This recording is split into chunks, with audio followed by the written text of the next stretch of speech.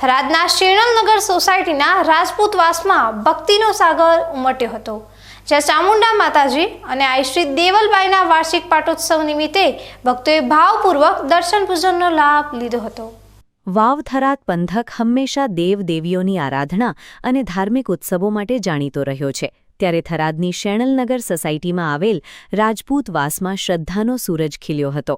દેવચંદ રાજપૂત પરિવાર દ્વારા આયોજિત આદ્યશક્તિમાં ચામુંડા અને આઈ શ્રી દેવલબાઈના 8મા વાર્ષિક પાટોત્સવ પ્રસંગે સમગ્ર વાતાવરણ મંત્રોચ્ચારથી ગુંજી ઉઠ્યું હતું.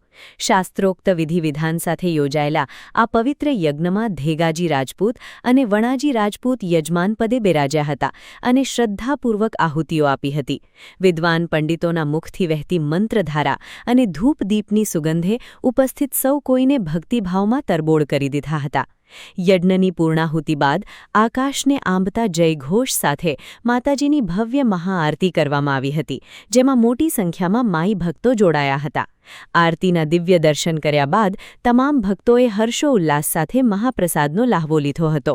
આ ઉત્સવે રાજપૂત સમાજ અને સ્થાનિક રહીશોમાં ભક્તિની સાથે સામાજિક એકતાના પણ દર્શન કરાવ્યા હતા. ભક્તિ, શ્રદ્ધા અને આસ્થાના ત્રિવેણી સંગમ સમાન આ પાટોત્સવની ઉજવણીથી શેરણનગર સોસાયટીમાં અનેરો આનંદ છવાયો હતો.